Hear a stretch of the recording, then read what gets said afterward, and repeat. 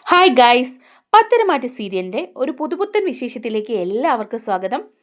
അങ്ങനെ ഓഫീസിലെ MD സ്ഥാനം അനിക്ക് കിട്ടണം എന്നുള്ള ഒരു അത്യാഗ്രഹമാണ് കേട്ടോ അനാമികയ്ക്ക്. അതുകൊണ്ട് തന്നെ അനാമിക അനിയെ അതിനായിട്ട് പ്രോത്സാഹിപ്പിക്കുകയും അനിയുമായിട്ട് വഴക്ക് കൂടുകയും അനിയെ ഓഫീസിൽ വെച്ച് അപമാനിക്കുകയൊക്കെ ചെയ്യുന്നുണ്ട്. അതിൻ്റെ ഫലമായിട്ട് ആദർശ് തീരുമാനിക്കുകയാണ് MD സ്ഥാനം ഒഴിഞ്ഞു കൊടുത്തേക്കാന്ന്. ആ വിശേഷങ്ങളാണ് നമ്മൾ പങ്കുവയ്ക്കാൻ പോകുന്നത്. നമ്മുടെ വീഡിയോ കാണുമ്പോൾ തന്നെ ഒന്ന് ലൈക്ക് ചെയ്ത് കാണണേ. അതുപോലെ ചാനൽ കൂടി ഒന്ന് സബ്സ്ക്രൈബ് ചെയ്ത് സപ്പോർട്ട് ചെയ്യണം. അനാമികയുടെ നിർബന്ധത്തിന് വഴങ്ങിയിട്ട് അനി ഓഫീസിൽ പോവാണ് കേട്ടോ. പക്ഷേ അനിയുടെ മനസ്സ് മുഴുവൻ ആ കവിതയും അങ്ങനെയുള്ള കാര്യങ്ങളൊക്കെയാണ്. അതേസമയം നയനയ്ക്കാണെങ്കിൽ ഓഫീസിൽ ബെസ്റ്റ് ഡിസൈനർ പദവി കിട്ടുകയാണ് കേട്ടോ. കാരണം ഈ ഇന്ത്യയിലെ എല്ലാ ജ്വല്ലറികളിലെയും ഡിസൈൻസ് എടുത്ത് നോക്കുമ്പം നയനയുടെ ഡിസൈനാണ് ഏറ്റവും ബെസ്റ്റായിട്ടുള്ളത്. അങ്ങനെ ഓൾ ഇന്ത്യ ലെവലിൽ തന്നെ ഒരു ബെസ്റ്റ് ഡിസൈനറായിട്ട് നയനെ തിരഞ്ഞെടുക്കുകയാണ്. അപ്പോൾ അതിൻ്റെ ഒരു പാർട്ടി ഓഫീസിലിങ്ങനെ നടന്നുകൊണ്ടിരിക്കുകയാണ് കേട്ടോ. പാർട്ടിയുടെ സമയത്ത് അനാമികയും അവിടെയുണ്ട്. എല്ലാവരും നയനയെ പുകഴ്ത്തി പറയുകയാണ്. അപ്പോൾ അത് കേൾക്കുമ്പം അനാമികയ്ക്ക് ഒട്ടും സഹിക്കുന്നില്ല കേട്ടോ. ഭയങ്കര ദേഷ്യം വരെയാണ് ചെയ്യുന്നത്. അപ്പോഴാണ് അനി ഏടത്തിയെ പുകഴ്ത്തി പറയുന്നത്. അതിനുശേഷം ഏടത്തിയെക്കുറിച്ചിട്ട് അനി ഒരു കവിത കൂടി അങ്ങ് ചെല്ലുകയാണ് കേട്ടോ. അനി പറയാണ്, ഞാൻ എഴുതിയ കവിതയാണ് ഏടത്തിയെക്കുറിച്ച് എന്നൊക്കെ പറഞ്ഞങ്ങ് പറയാൻ തുടങ്ങുമ്പം അനാമിക അവിടെ വച്ച് തന്നെ അനിയെ അപമാനിക്കുകയാണ്. നാണമില്ലല്ലോ, പഞ്ചാര കവിത എഴുതിക്കൊണ്ട് അവൻ നടക്കുന്നു, ഏടത്തിയെ പുകഴ്ത്തിക്കൊണ്ട്. നിനക്ക് നിൻ്റെ ഈ ഊള കവിതയൊന്ന് നിർത്താമല്ലേ? എന്തിനാ ഇങ്ങനെ ആളുകളുടെ മുമ്പിൽ അപഹാസ്യനാവുന്നത്? ഇത്രയ്ക്ക് ചീപ്പാകരുത് അനി. അങ്ങനെയുള്ളവരൊക്കെ കണ്ടില്ലേ ഓഫീസിലെ MDയും ബെസ്റ്റ് ഡിസൈനറും ഒക്കെ ആയിട്ടിരിക്കുന്നത്? നിനക്ക് എന്ത് പദവിയാണ് ഉള്ളത്? നീ എന്ത് കഴിവാണ് തെളിയിച്ചിരിക്കുന്നത്? എന്നിട്ട് ഇപ്പം അവൻ്റെ ഒരു കവിത. അങ്ങനെയൊക്കെ കേൾക്കുമ്പം എല്ലാ സ്റ്റാഫുകളും ഇങ്ങനെ ദേഷ്യപ്പെട്ട് നോക്കുകയാണ് കേട്ടോ അനാമികയെ. അങ്ങനെ അവിടെ നാണം കെട്ട് തന്നെ അനി ഇറങ്ങിപ്പോവുകയാണ് ചെയ്യുന്നത് ഓഫീസിൽ നിന്ന്. അപ്പോൾ വീട്ടിലെത്തുമ്പം എല്ലാവരും ചോദിക്കുന്നുണ്ട്, അനാമികയുടെയും അനിയുടെയും ഒക്കെ മുഖം വല്ലാതെ ഇരിക്കുമ്പം മുത്തശ്ശി ചോദിക്കുന്നുണ്ട്, എന്താ മുഖമൊക്കെ വല്ലാതെ ഇരിക്കുന്നത് നിങ്ങളുടെ? അപ്പോൾ ആദർശം നയനിയൊക്കെ ഉണ്ട് കേട്ടോ. അവരും ഒന്നും മിണ്ടുന്നില്ല. അത് കഴിയുമ്പോൾ മുത്തശ്ശനും ചോദിക്കുക, എന്താ നീ, എന്താ ഓഫീസിൽ എന്തെങ്കിലും പ്രശ്നം ഉണ്ടായോ? നയനമോളെ അനുമോദിക്കുന്ന ചടങ്ങുണ്ടായിരുന്നല്ലോ. അപ്പോഴേക്കും ആദർശ് പറയാണ്, അവിടെ വെച്ച് ചെറിയ പ്രശ്നം ഉണ്ടായി മുത്തശ്ശ. എന്താന്ന് വെച്ചാൽ അനാമിക അനിയെ മോശമായിട്ട് കുറച്ച് കാര്യങ്ങൾ എല്ലാവരുടെയും മുമ്പിൽ വെച്ച് പറഞ്ഞു. അപ്പോഴേക്കും മുത്തശ്ശൻ ചോദിക്കുകയാണ്, അനിയെ മോശമായി പറയുമോ അതോ സ്റ്റാഫിൻ്റെ മുന്നിൽ വെച്ച്? അങ്ങനെ ഒരു കാര്യം നമ്മൾ നടന്നിട്ടില്ലല്ലോ. നമ്മുടെ സ്റ്റാഫല്ലേ, അവരുടെ മുമ്പിൽ വെച്ച് അനിയെ മോശമാക്കുന്ന രീതിയിൽ അനാമിക സംസാരിച്ചോ? അപ്പോൾ അനാമിക വളരെ മോശമായിട്ട് മുത്തശ്ശനോട് പറയാണ് കേട്ടോ. സംസാരിച്ചെങ്കിൽ എന്താ, ഇവൻ്റെ ഊള കവിത, അതും ഏടത്തിയെ പുകഴ്ത്തിക്കൊണ്ട്. എന്തിനു കൊള്ളാം, ഇവൻ കവിത പറയാനാണോ അവിടെ പോകുന്നത്? ഓഫീസിൽ ജോലി ചെയ്ത് ഒരു നല്ല സ്ഥാനത്ത് എത്തിച്ചേരാനുള്ളതിന് അവിടെ പോയി കുറേ കവിത. ഈ കവിത പാടാനാണോ ഇവൻ പോകുന്നത് ഓഫീസിൽ? എനിക്കത് ഇഷ്ടപ്പെട്ടില്ല. ഞാൻ പറഞ്ഞു, എന്താ? അപ്പോഴേക്കും മുത്തശ്ശൻ പറയാണ്, അങ്ങനെയുള്ള പതിവൊന്നും നമ്മുടെ ഇവിടെ ഇല്ല കേട്ടോ. അനിയെ എന്തായാലും സ്റ്റാഫിൻ്റെ മുന്നിൽ വെച്ച് പറഞ്ഞത് മോശമായിപ്പോയി. അനാമികയ്ക്ക് എന്തെങ്കിലും പ്രശ്നം തോന്നിയെങ്കിൽ അനിയെ വീട്ടിൽ വരുമ്പോൾ പറഞ്ഞ് മനസ്സിലാക്കാമായിരുന്നു. അതൊന്നും എനിക്ക് പറ്റില്ല. എനിക്ക് മനസ്സിന് പിടിച്ച കാര്യങ്ങളല്ലെങ്കിൽ ഞാൻ അപ്പം തന്നെ പൊട്ടിത്തെറിക്കും. അതാണ് ഉണ്ടാവുന്നത്. ഇവൻ അവിടെ പോയി വെറുതെ വായി നോക്കി നിന്നിട്ട് ഒരു പ്രയോജനവും ഇല്ല. എന്തെങ്കിലുമൊക്കെ നല്ല നിലയിലാക്കണം. എല്ലാ പൊസിഷനുകളും ആദർശേട്ടനും നയനിക്കും. അനിക്ക് ഒന്നും വേണ്ട. അവന് കവിത എഴുതി ഇങ്ങനെ നടന്നാൽ മതി എന്നൊക്കെ വളരെ മോശമായിട്ട് പറയുക കേട്ടോ. അപ്പോൾ അതൊക്കെ കഴിഞ്ഞ് എല്ലാവരും ഭക്ഷണം കഴിക്കാനിരിക്കുകയാണ്. ഭക്ഷണം കഴിക്കാനിരിക്കുമ്പം അനിയും അനാമികയും മാത്രം എത്തിയിട്ടില്ല കേട്ടോ. ആദർശനപ്പം നല്ല മനസ്സിന് നല്ല വിഷമം തോന്നുന്നുണ്ട്. കാരണം അനിയെ ഓഫീസിൽ വെച്ച് അപമാനിക്കുകയും ചെയ്തു. അതുപോലെ തന്നെ അനിക്ക് MD സ്ഥാനം കിട്ടാത്തതിലുള്ള പരിഭവം അനാമിക പറയുകയും ചെയ്തു. അപ്പോൾ ആദർശ് ഭക്ഷണം കഴിക്കാൻ വരുമ്പം ചോദിക്കുന്നുണ്ട്, അനിയും അനാമികയും എവിടെ? അപ്പോഴേക്കും ദേവയാനി പറയാണ്, അവർ രണ്ടുപേരും കൂടെ വഴക്കല്ലേ, അവർ പിണങ്ങി റൂമിലിരിക്കുകയായിരിക്കും. ചോദിച്ചപ്പോൾ ഭക്ഷണം കഴിക്കുന്നില്ല എന്ന് അനി പറഞ്ഞു. അനാമിക ഇറങ്ങി വന്നില്ല എന്ന് പറയുക. അപ്പോഴേക്കും ആദർശിന് അവിടെ ഇരുന്ന് കഴിക്കാൻ തുടങ്ങുമ്പോൾ ഭയങ്കര വിഷമമാണ്. ആദർശ് പറയാണ്, എന്തൊരു കഷ്ടമാണ്, അനിക്ക് വളരെ മോശമായിപ്പോയി. ആ സ്റ്റാഫിൻ്റെ മുന്നിൽ വെച്ച് അനാമിക അങ്ങനെയൊന്നും സംസാരിച്ചത് ശരിയായില്ല. അപ്പോൾ ഉടനെ നമ്മുടെ ജലജ പറയാണ്, പിന്നെ അവൾ എങ്ങനെ സംസാരിക്കണമെന്നാണ് പറയുന്നത്?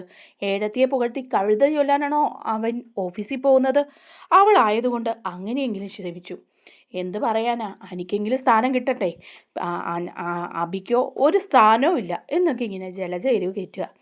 അപ്പോഴേക്കും ജാനകിയും പറയുന്നുണ്ട്, അനാമിക മോള് പറഞ്ഞതിൽ യാതൊരു തെറ്റുമുണ്ടെന്ന് എനിക്ക് തോന്നുന്നില്ല.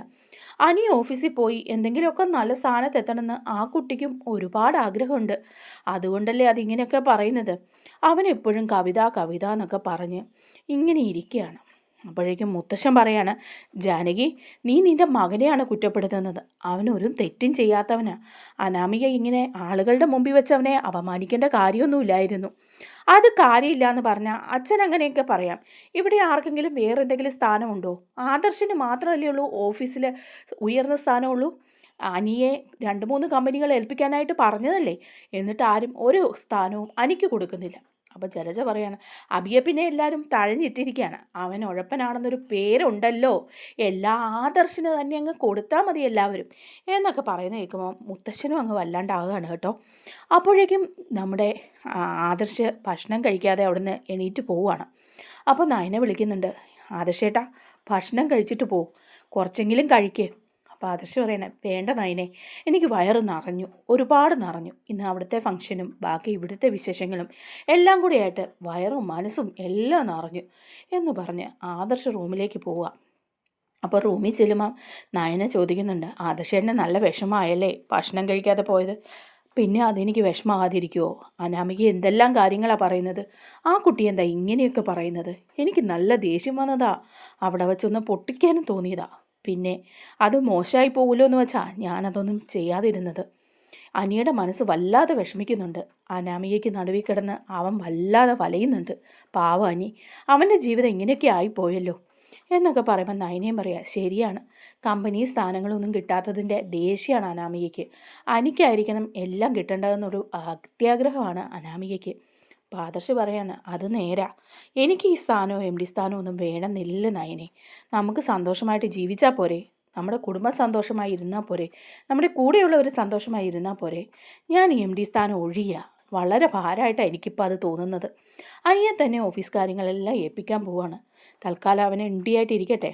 അവന് അതിനുശേഷം എന്തെങ്കിലും ബുദ്ധിമുട്ടുണ്ടാകുകയാണെങ്കിൽ അപ്പോൾ നമുക്ക് കാര്യങ്ങൾ തീരുമാനിക്കാം. ഞാനിത് നാളെ എല്ലാവരുടെയും മുമ്പിൽ വെച്ച് പറയും എന്ന് പറയാം.